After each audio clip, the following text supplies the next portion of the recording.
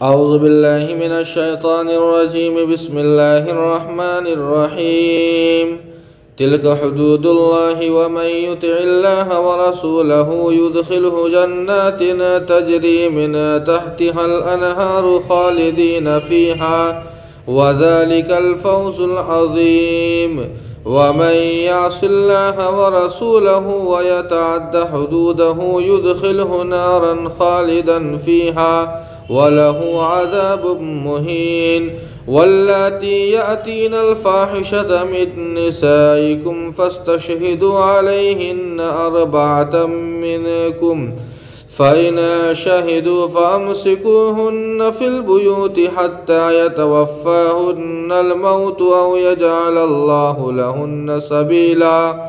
واللذان يأتيانها منكم فآذوهما فإن تابا وأصلحا فأعرضوا عنهما ان اللہ کان توابا رحیما. یہ اللہ کے مقرر کی ہوئی حدیں ہیں اور جو اللہ اور رسول کی اطاعت کرے گا اللہ اسے ایسی بہشتوں میں داخل کریں گے جن کے نیچے نہریں بہتی ہیں.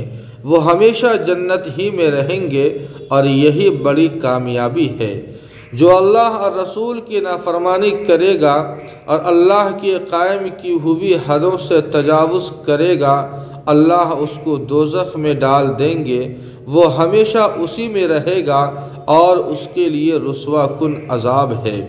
تمہاری عورتوں میں سے جو بدکاری کریں ان پر اپنے میں سے 4 مردوں کو گواہ بناؤ. پھر اگر وہ ان کے بدکاری کرنے کی گواہی دیں تو ان عورتوں کو گھر میں روکے رکھو یہاں تک کہ ان کو موت آ جائے یا اللہ ان کے لیے کوئی راستہ مقرر کر دے. اور تم میں سے جو 2 شخص بھی بدکاری کریں تو ان کو تکلیف دو. اگر وہ توبہ اور اپنی اصلاح کر لے تو ان کو نظر انداز کر دو. بے شک اللہ تعالیٰ توبہ قبول کرنے والے اور مہربان ہے. ناظرین، قرآن کریم نے میراث کے قوانین کو تفصیل سے بیان کرنے کے بعد اس طرف متوجہ کیا ہے کہ یہ قوانین اللہ تعالیٰ نے مقرر کیے ہیں، لہٰذا ان قوانین کی حدوں سے تجاوز کرنا گویا جہنم کو دعوت دینا ہے. اس لیے ان قوانین میں کوئی کوتاہی نہیں ہونی چاہیے. آج کل بعض حضرات لڑکیوں کو اور بیوہ ماؤں کو میراث کے اندر حصہ نہیں دیتے ہیں. یہ بہت سخت ترین گناہ ہے. اگلی آیت کے اندر اللہ تعالیٰ نے منکوحہ عورتوں سے ارتکاب زنا کے متعلق 3 احکامات بیان فرمائے ہیں. سب سے پہلا حکم یہ بیان فرمایا کہ زنا کے ثبوت کے لیے کم سے کم 4 گواہوں کا ہونا ضروری ہے. اور دوسرا حکم یہ ہے کہ وہ چاروں کے چاروں گواہ مرد ہو عورت نہ ہو، اس لیے کہ اس جرم کے اندر مردوں کی گواہی کا اعتبار ہے، عورتوں کی گواہی کا کوئی اعتبار نہیں ہے. اور تیسرا حکم اللہ تعالیٰ نے یہ بیان فرمایا ہے کہ اگر ان گواہوں کی گواہی سے زنا کا ثبوت ہو جائے تو فی الحال ان کی سزا یہ ہے کہ ان عورتوں کو مرتے دم تک گھر میں قید رکھا جائے. لیکن اللہ تعالیٰ نے ساتھ میں یہ بھی فرمایا کہ تم دعا مانگو کہ یا اللہ ان عورتوں کے لیے کوئی راستہ اور متعین کر دے. اس کا مطلب یہ ہوا کہ اس بدکاری کے اوپر قید کی جو سزا اللہ نے بتائی ہے یہ عارضی طور پر ہے. جب اللہ تعالیٰ اس کے لیے مستقل سزا مقرر کر دیں گے تب اس کے مطابق ان کے اوپر سزا جاری ہوگی. چنانچہ اللہ تعالیٰ نے اس آیت کے نزول کے بعد مستقل سزا مقرر فرما دی، اور وہ یہ کہ اگر زناکار غیر شادی شدہ ہے، چاہے مرد ہو یا عورت ہو، تو اسے 100 کوڑے مارے جائیں گے، اور اگر زناکار شادی شدہ ہے تو اسے سنسار کر دیا جائے گا.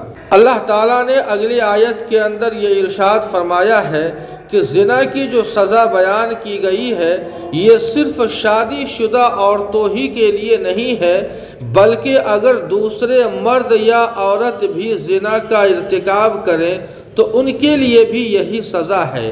چونکہ اس وقت زنا کی مستقل کوئی سزا متعین نہیں تھی، اسی لیے اللہ تعالیٰ نے فرمایا تھا کہ انہیں تکلیف پہنچاؤ، اور یہ تکلیف پہنچانا قاضی کے ثواب دید پر تھا۔ لیکن اب چونکہ اللہ تعالیٰ نے زنا کی مستقل سزا متعین کر دی ہے، اس لیے اب وہی سزا ان کے اوپر جاری کی جائے گی۔ اور بعض حضرات نے واللذانی یأتیانہا سے مراد دو مردوں کا آپس میں بدکاری کرنا ہے، جسے لواطت کے عمل سے تعبیر کیا جاتا ہے۔ یہ بھی بہت سخت ترین گناہ ہے۔ حضرت ابو بکر صدیق رضی اللہ عنہ کے زمانے میں اس طرح کے بعض مجرموں کو جلانے تک کی سزا دی گئی ہے۔ آخر میں اللہ تعالیٰ یہ بیان فرماتے ہیں کہ اگر یہ لوگ زنا سے توبہ کر لے اور پرہیز ہو جائے تو پھر ان سے تعرض نہ کیا جائے، انہیں طعن و تشنیع نہ کی جائے، انہیں پریشان نہ کیا جائے۔ لیکن ظاہر بات ہے کہ یہ حکم زنا کی سزا کے حکم کے نازل ہونے سے پہلے کا ہے، لہٰذا اب اگر کسی کا جرم قاضی کے سامنے ثابت ہو جائے تو صرف توبہ کرنا کافی نہیں ہے، بلکہ اس کے اوپر وہ سزا جاری کی جائے گی۔ اللہ پاک ہم سبوں کو عمل کی توفیق عطا فرمائے۔ وما علینا الا البلاغ۔